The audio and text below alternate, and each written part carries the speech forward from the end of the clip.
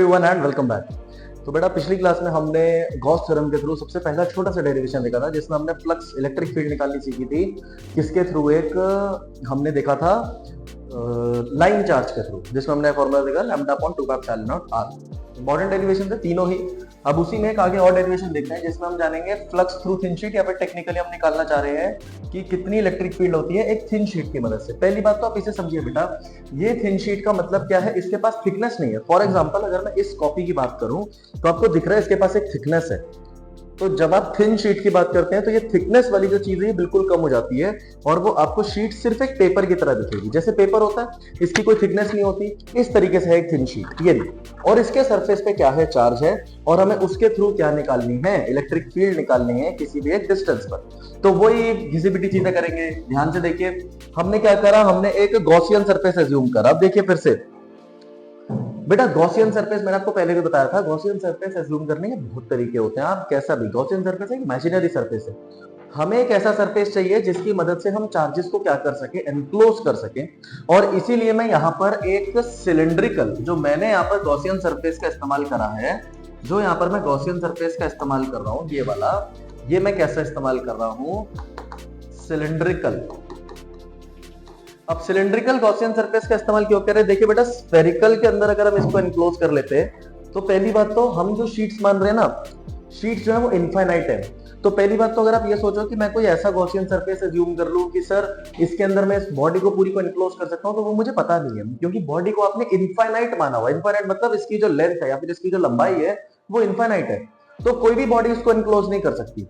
तो इसीलिए हम क्या कर रहे हैं? हम उसके एक पोर्शन को एनक्लोज करेंगे, जैसा आप पहले करते थे। हम एक पोर्शन को एनक्लोज करेंगे और उसी पोर्शन को हम क्या करेंगे? इंटीग्रेट कर देंगे, या फिर सीधी भाषा में बात करें, हम उसी पोर्शन के लिए फ्लक्स निकाल लेंगे। फिर जैसे जैसे साइज बढ़ता रहेगा वैसे वैसे फ्लक्स की वैल्यू भी क्या करती जाएगी? बढ़ती जाएगी। हम ये कहना चाह रहे हैं, मतलब ये डिपेंड करेगा चार्ज डेंसिटी के ऊपर। अभी हम देखते जाएंगे धीरे धीरे। पहली बात तो आपको एक चीज याद रखनी है बेटा, इस पर्टिकुलर क्वेश्चन में, इस पर्टिकुलर डायग्राम में, अब आपको जो चार्ज है, कुछ की पॉइंट्स हैं वो पहले लिख लेते हैं। जो चार्ज है वो डिस्ट्रीब्यूटेड है, बिल्कुल सही बात है, जो चार्ज है वो डिस्ट्रीब्यूटेड है। बट इस बार जो चार्ज डिस्ट्रीब्यूटेड है वो है एरिया के ऊपर, सरफेस एरिया के ऊपर। जो आपने पिछला केस अभी करा था उसमें चार्ज जो था वो डिस्ट्रीब्यूटेड था किसके ऊपर? वो डिस्ट्रीब्यूटेड था बेटा आपके, वो जो डिस्ट्रीब्यूटेड था वो था आपके लाइन चार्ज के ऊपर। तब हमने लैम्डा का इस्तेमाल करा। यहां पर चार्ज जो डिस्ट्रीब्यूटेड है वो एरिया के ऊपर डिस्ट्रीब्यूटेड है, इसीलिए हम जो इस्तेमाल करेंगे, हम यहां पर करेंगे सरफेस चार्ज डेंसिटी का इस्तेमाल। सरफेस चार्ज डेंसिटी जो बेसिकली डिनोट होती है किससे? सिग्मा से। और सिग्मा हमें पता है, sigma is nothing but charge per unit area. अब हम यहां पर बात करेंगे सिग्मा की। Sigma is charge per unit area. अब बेटा दिक्कत पता क्या है? हम इसको बड़ा सिंपली सॉल्व करने वाले हैं। देखिए यहां पर अगर हम चले, मैं इसके हिसाब से आपको समझाता हूं। यहां पर अगर हम चलेंगे तो हमें क्या देखना है? ये रहा, हमने एक गॉसियन सरफेस बनाया। ये देखिए, ये जो आपने बनाया है ये सिलेंडर, ये गॉसियन सरफेस है, ठीक। मान लेते हैं सिलेंडर का जो एरिया है, क्रॉस सेक्शन एरिया है वो ए है, वही क्रॉस सेक्शन एरिया यहां पर एनक्लोज करेगा चार्ज को। और ये रहा दूसरा। जब हम बेटा गॉसियन सरफेस की बात करते हैं तो एक चीज दिमाग में रखना कि गॉसियन सरफेस में से फ्लक्स हम किसी एक साइड से नहीं निकालते, पूरे गॉसियन सरफेस में से निकालते हैं। क्योंकि टेक्निकली जो पूरे गॉसियन सरफेस में से फ्लक्स आ रहा होगा वही टोटल इलेक्ट्रिक फील्ड हमें देगा। किसमें से? इस शीट में से। तो अब मैं क्या कर रहा हूं? मैंने इस शीट में से, पहले तो एक चीज अपने दिमाग में सेट बैठाइएगा बेटा, कि आपने जैसे ही इस शीट को एनक्लोज करा, जैसे मान लीजिए जब मैंने ये गॉसियन सरफेस बना दिया तो ये वाला पोर्शन और ये वाला पोर्शन तो शीट से बाहर है। सिर्फ एक ये सेंटर में एक गोला है जो शीट में से पास कर रहा है। इसको 3D में समझिए। 3D में आप ये समझिए, ये रहा एक पेपर, या फिर मान लीजिए जैसे हम इसके थ्रू ही बात कर देते हैं। जैसे मान लीजिए ये रहा, ये मान लीजिए ये रहा एक पेपर, और इसमें से ये गॉसियन सरफेस जो है वो पास कर रहा है। तो टेक्निकली जब आप पेपर को देखोगे तो आपको पेपर में सिर्फ गॉसियन सरफेस जहां से उसका सर्कल पास करेगा वो सिर्फ उतना ही एरिया एनक्लोज करेगा। होप आप समझ पा रहे हो? जैसे ध्यान से देखो, ये मान लीजिए ये रहा एक शीट है, ये थिन शीट, इसके थ्रू मुझे क्या निकालना है? फ्लक्स निकालना है किसी यहां पर एक पॉइंट पर। तो मैंने क्या करा? इस पॉइंट के साथ एक सिलेंडर इसमें से पास करा, ऐसे सिलेंडर पास करा। ये मैंने गॉसियन सरफेस बनाया, ये रहा सिलेंडर। तो अगर मैं पूछूं कि गॉसियन सरफेस, क्योंकि बेटा बहुत इंपॉर्टेंट चीज है, गॉस थ्योरम जब हम लगाते हैं तो उसमें जब हम फ्लक्स लिखते हैं तो फ्लक्स होता है Q एनक्लोज्ड अपॉन में एप्सिलॉन नॉट। तो बात आती है गॉसियन सरफेस ने कितने चार्ज को एनक्लोज करा।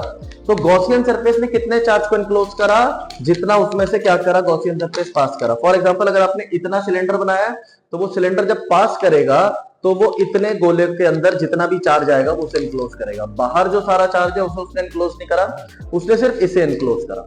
ये कह रहे हैं हम। अब जैसे जैसे क्यू एनक्लोज बढ़ता रहेगा वैसे वैसे फ्लक्स भी बढ़ता रहेगा, हम ये लॉजिक लगा रहे हैं। तो अगर मैं कुछ अमाउंट ऑफ उसके लिए फ्लक्स निकाल लूं, जैसे मैंने आपको शुरू में भी बताया था, हम फ्लक्स निकालते हैं कुछ अमाउंट ऑफ चार्ज के लिए, फिर उसी के बाद हम उसमें लिमिट्स पुट कर सकते हैं और उसके हिसाब से हम फ्लक्स को निकाल सकते हैं। जैसे जैसे चार्ज डेंसिटी बढ़ती जाएगी, जितना जितना चार्ज बढ़ता जाएगा उतना ज्यादा आपका फ्लक्स भी क्या करता रहेगा, बढ़ता रहेगा। तो हम यहाँ पर वही कंसेप्ट लगाने वाले हैं। तो आपको सबसे पहले याद क्या रखना है, यहाँ पर कुछ की कंसेप्ट्स बनते हैं बेटा, उन की कंसेप्ट्स को देखिएगा। एज यूजुअल हमें सेम चीजें बार बार करनी है और इस चीज को आपको याद भी रखना है। सबसे पहला क्या, दो ही चीजें थी बेटा। सबसे पहले हम गॉसियन सरफेस के थ्रू फ्लक्स निकालते हैं। अब एक बात सुनिए, मैं इस सिलेंडर को अलग से बना रहा हूं। ये जो आपने गॉसियन सरफेस लिया है ये रहा। अभी सिर्फ इसकी बात करते हैं। इसमें भी आपको तीन सरफेस, एक S1, एक इधर मान लेते हैं एक S2 और एक ये पूरा जो कर्व्ड सरफेस है, ये वाला जो पूरा कर्व्ड सरफेस है इसे मान लेते हैं S3। इसका एरिया वेक्टर होगा ऊपर की तरफ, ये आप मान लेते हैं S3। S2 का एरिया वेक्टर होगा इधर की तरफ, ओ सॉरी S1 का, और S2 का एरिया वेक्टर होगा इधर की तरफ। तो ये सारे वेक्टर्स हैं। इलेक्ट्रिक फील्ड जो है वो ये रहा, बीच में ये सारा पॉजिटिव बैठा है, ये रहा, ये पॉजिटिव बैठा है। तो पॉजिटिव से फील्ड हमें पता है कहां की तरफ होती है, रेडियली आउटवर्ड। तो इससे फील्ड कहां की तरफ बना देंगे, बाहर की तरफ। ऐसे यहां पे भी किसकी तरफ बना देंगे, बाहर की तरफ। तो टेक्निकली अगर हम देखें तो देखो सामने क्या होगा। अगर मैं फ्लक्स की इक्वेशन लिखूं, अगर मैं फाई टोटल लिखूं तो वो बराबर हो जाएगा φ1 प्लस φ2 प्लस में क्या हो जाएगा φ3।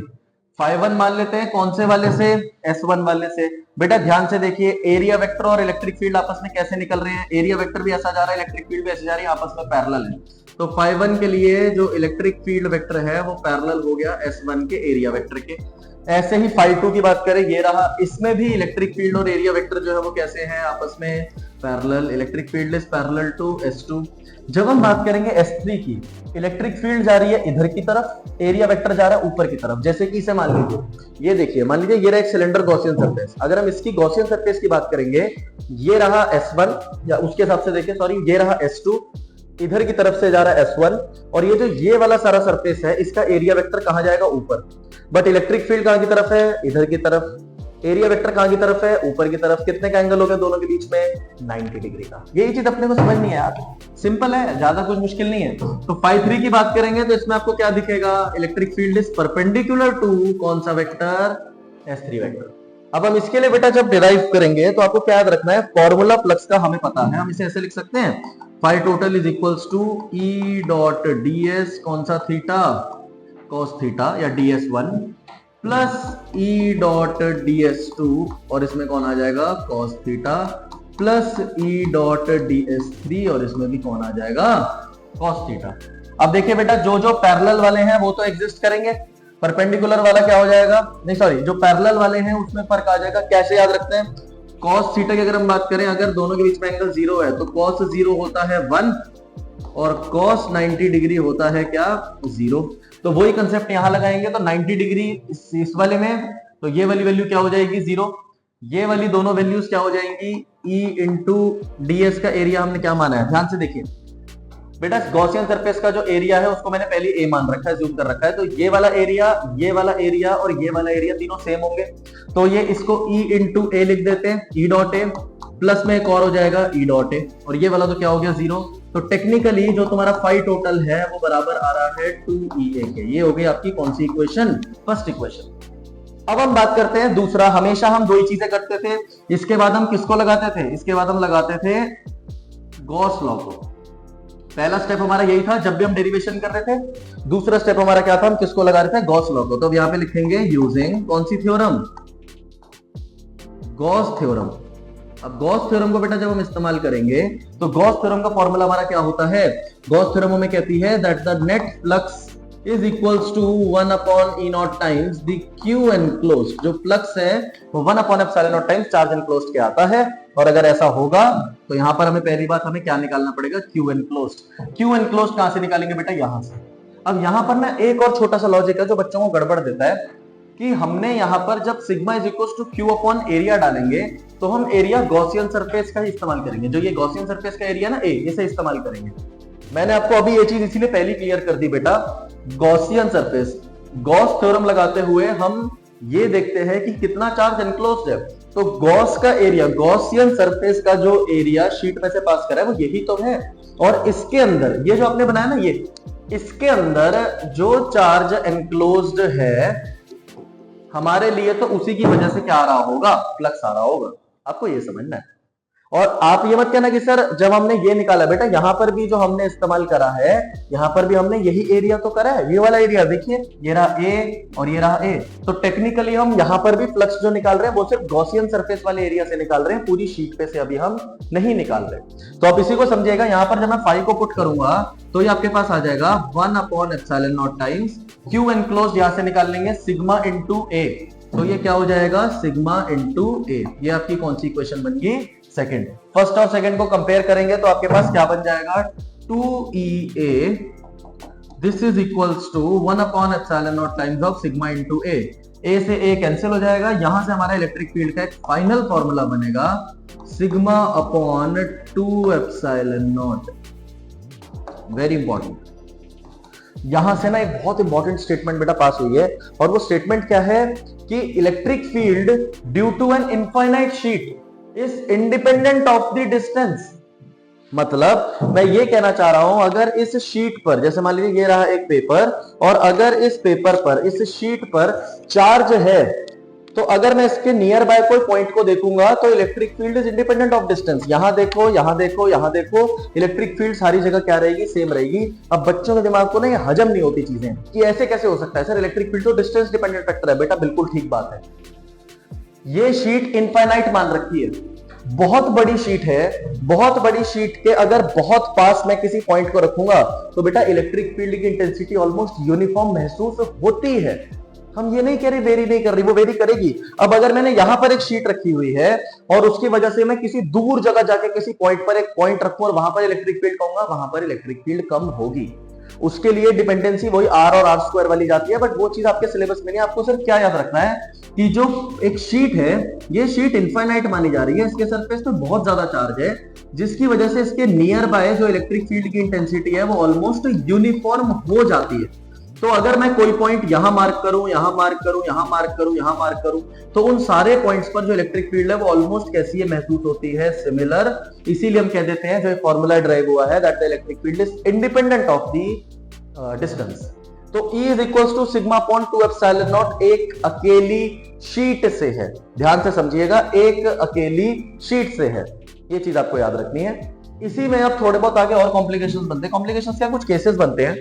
बेटा देखो, अगर ये शीट ना होके ऐसे कॉपी होती, जैसे मान लीजिए ये रही है कॉपी, तो इसमें आपको दिख रहा है थिकनेस है।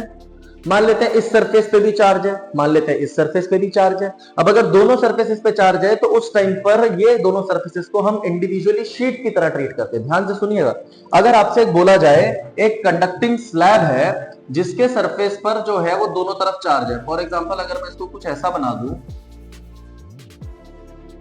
थोड़ी डायग्राम में गड़बड़ हो सकती है, कोशिश करेंगे बनाने की। कुछ गड़बड़ी हो गई, कुछ तो बन गया है, बस समझ जाओ। चलो कुछ ऐसा करके मान लेते हैं इसके इस सरफेस पे भी चार्ज है, फ्रंट वाले पे, और मान लेते हैं इसका जो बैक साइड वाला फेस है, ऐसे अंदर से देखेंगे तो बैक साइड वाले फेस पर भी कौन सा चार्ज है, पॉजिटिव चार्ज है। जैसे मैंने ये बताया, अगर ये कॉपी है और अगर हम ये मान ले इसके इस तरफ भी चार्ज है और इसके इस तरफ भी चार्ज है, तो आप इनको दो अलग अलग शीट्स की तरह ट्रीट करेंगे। जैसे ये एक अलग शीट, आप कहेंगे ये एक अलग शीट, और ये जो है ये एक अलग शीट। तो टेक्निकली आपको क्या लगेगा कि आपने दो शीट्स रखी हुई हैं। ध्यान से समझिएगा, आपने दो शीट्स रखी हुई हैं जिनके सरफेस पर क्या है, चार्ज है। इस तरीके से कंडक्टिंग स्लैब बन जाएगी जब उनके बीच में कुछ डिस्टेंस है। असली में ये पूरी स्लैब खुद ही है, तो ये बन जाएगा इनसाइड और ये बन जाएगा आउटसाइड और ये भी बन जाएगा क्या, आउटसाइड। अब मैं कहना चाह रहा हूं, देखो बेटा हर एक चीज का ना बहुत प्यारा लॉजिक है। हमने पढ़ रखा है इनसाइड अ कंडक्टिंग स्लैब, अगर ये कंडक्टर है, कंडक्टिंग स्लैब है, तो उसके इनसाइड नेट इलेक्ट्रिक फील्ड जो रहती है उसकी वैल्यू क्या रहती है, जीरो रहती है। फिर चेंज करेंगे उसके हिसाब से, जीरो रहेगी या चेंज करेंगे, वो अभी देखो सामने देखेंगे। अगर इस प्लेट पर भी पॉजिटिव चार्ज है और अगर इस प्लेट पर भी पॉजिटिव चार्ज है, तो इनसाइड मतलब इसके अंदर, यहां बात कर रहा हूं, ये जो बीच का सारा एरिया है ना, ये बीच का सारा एरिया, इसके अंदर बात कर रहा हूं। तो फील्ड हम तीन जगह निकालेंगे, यहां, यहां और यहां। अगर ये चार्जेस सेम है, अगर मान लीजिए इसकी भी सिग्मा चार्ज डेंसिटी सिग्मा है प्लस सिग्मा, इसकी भी चार्ज डेंसिटी प्लस सिग्मा है, आप इसे सॉल्व ऐसे ही करो बेटा कि हमें एक प्लेट से इलेक्ट्रिक फील्ड निकालने का फॉर्मूला पता है। एक प्लेट से इलेक्ट्रिक फील्ड निकालने का फॉर्मूला क्या है, sigma upon 2 epsilon not. Electric field की डायरेक्शन हम पढ़ चुके हैं, कैसे निकालते हैं इलेक्ट्रिक फील्ड की direction, in the direction of कौन सा चार्ज, पॉजिटिव चार्ज। जिस डायरेक्शन में पॉजिटिव चार्ज पे फोर्स लगेगा उस डायरेक्शन में क्या होगी, इलेक्ट्रिक फील्ड। अब आप क्या करो, आप इसे क्वेश्चन की तरह सॉल्व करो, बहुत सिंपल है यार। देखो तीन रीजन मान लेते हैं, एक इनसाइड 1 और दो आउटसाइड, एक 2 और एक यहां मान लेते हैं कौन सा 3।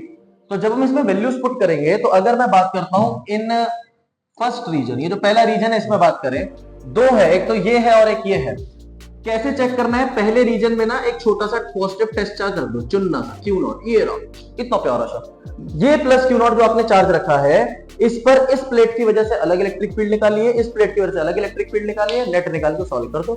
तो अगर मैं इस सिग्मा की वजह से इस पर निकालूंगा, तो ध्यान से समझिएगा बेटा, ये प्लेट पॉजिटिव, थोड़ा इसको ना बड़ा करके बना लेते हैं यहाँ पे। ये लीजिए मान लो आपका प्लस टेस्ट चार्ज, ये रही पहली प्लेट और ये रही दूसरी प्लेट, दोनों पर कैसा चार्ज है, पॉजिटिव चार्ज है। तो ये रहा क्यू नॉट, ये पॉजिटिव जो है ये इस पॉजिटिव को रिपेल कर रहा होगा, तो इधर की तरफ फेंकेगा। इसे मान लेते हैं फर्स्ट, इसे मान लेते हैं सेकंड। तो मान लेते हैं इस प्लेट की वजह से जो इधर इलेक्ट्रिक फील्ड है वो राइट की तरफ है। तो अगर मैं इन रीजन 1 की बात करूं, तो एक इलेक्ट्रिक फील्ड लग रही है इसमें, कहां की तरफ, राइट की तरफ। बेटा ये दूसरा वाला देखो, ये भी पॉजिटिव है, ये इस प्लस को क्या कर रहा होगा, रिपेल कर रहा होगा। तो एक इलेक्ट्रिक फील्ड लग रही होगी इधर की तरफ, कौन सी डायरेक्शन में, लेफ्ट की तरफ। तो टेक्निकली दो इलेक्ट्रिक फील्ड लग रही है, एक राइट और एक लेफ्ट। अगर मैं राइट वाली डायरेक्शन को पॉजिटिव मानता हूं, तो लेफ्ट वाली डायरेक्शन को क्या मानना पड़ेगा, नेगेटिव। तो नेट इलेक्ट्रिक फील्ड अगर मैं इस रीजन में निकालूं, तो वो आएगी E1 माइनस E2। और बेटा electric field due to sheet क्या होती है, आप कहेंगे sir sigma upon 2 epsilon not. तो दोनों का सिग्मा अगर सेम है, मतलब जितना चार्ज इस प्लेट पर है उतना ही चार्ज इस प्लेट पर है, तो ये वैल्यू क्या निकल आएगी, 0। और जो कि हमें पता था, एक कंडक्टर के अंदर, ये जो अगर इसमें कंडक्टिंग स्लैब मान लो, जैसे मोटी सी स्लैब है, तो एक कंडक्टिंग स्लैब के इनसाइड इलेक्ट्रिक फील्ड 0 होती है। ये देखो आपने प्रूफ कर दिया। और वो है, ये चीजें ऐसी वैसे मतलब हाइप वो नहीं है कि कुछ भी बोल रखा है, कुछ भी बना रखा है, ये है बेटा चीजें। इनसाइड इलेक्ट्रिक फील्ड 0 है अगर इस पर और इस पर सेम चार्ज है। मैं इसको एक स्लैब की तरह ट्रीट कर रहा हूं। जब एक शीट आएगी तो उसको, ये रही एक शीट, उसमें कोई थिकनेस नहीं है। अगर कोई स्लैब आ गई तो उसमें थिकनेस है, तो उसके लिए ये देखो, ये पूरी थिकनेस बीच में, तो इनसाइड फील्ड निकलेगी और आउटसाइड फील्ड निकलेंगी। ऐसे आउटसाइड के लिए बनाना होगा बेटा, रीजन 3 में देख लो, इन रीजन 3 अगर मैं बात करता हूं रीजन 3 की, तो इसको बना लो, ये रहा रीजन 3, यहां पर ये बैठा है। फिर से इस पर क्या रख दो, एक पॉजिटिव टेस्ट चार्ज। अब इसकी वजह से, ये पहले वाला जो है, इसकी वजह से यहां पर फील्ड होगी रिपल्सिव, ये से फेंक रहा होगा, मान लेते हैं E1। ये पॉजिटिव भी इसे रिपेल कर रहा होगा इधर की तरफ, दोनों इलेक्ट्रिक फील्ड सेम डायरेक्शन में है। तो अब जो इलेक्ट्रिक फील्ड्स होंगी वो ऐड हो जाएंगी, E1 प्लस E2। आप कहेंगे sir sigma upon 2 epsilon not plus sigma upon 2 epsilon not, तो ये बन जाएगा सिग्मा अपॉन एप्सिलॉन नॉट। अब बच्चे ने इसमें कंफ्यूज बहुत होता है, बहुत ध्यान से समझना बेटा। क्वेश्चन में चेक कर लेना आपसे क्या पूछा है। अगर उन्होंने बोला है field due to thin sheet, एक अकेली शीट ऐसे पतली सी, उससे जो इलेक्ट्रिक फील्ड होती है वो होती है सिग्मा अपॉन 2 एप्सिलॉन नॉट। अगर यहीं पर एक स्लैब है, जैसे ये रही एक स्लैब, तो उस स्लैब को आप ट्रीट करते हैं दो प्लेट्स की तरह। ये रहा एक एरिया, ये रहा दूसरा एरिया, ये दो अलग अलग शीट्स है, ये अलग शीट है, ये अलग शीट है, उससे ट्रीट करोगे। तो अगर एक कंडक्टिंग स्लैब के पास एक पॉइंट रख दो बाहर, ध्यान से सुनिएगा, और चार्जेस सेम होने चाहिए, इधर भी पॉजिटिव इधर भी पॉजिटिव। तो अगर उसके पास मैं एक चार्ज रखता हूं तो उस पर इलेक्ट्रिक फील्ड आती है सिग्मा अपॉन एप्सिलॉन नॉट, वैसे होती है सिग्मा अपॉन 2 एप्सिलॉन नॉट। यहीं पर अगर इन दोनों को, अब आपको ना निकालना आ गया, अब यहीं पर अगर इन दोनों प्लेट्स पर अलग अलग चार्जेस होते, इस पर मान लो पॉजिटिव होता, इस पर मान लो नेगेटिव होता, तो फिर ये बनता है कैपेसिटर, जो हम सेकंड चैप्टर में देखेंगे, जिसमें इनसाइड फील्ड हो जाती है यूनिफॉर्म और दोनों तरफ बाहर हो जाती है 0। तो वो भी इसी का पार्ट है। तो इसको देखते रहिए, समझते रहिए, इसमें कोई भी और डाउट आता है मुझसे पूछ सकते हैं। ध्यान रखिएगा।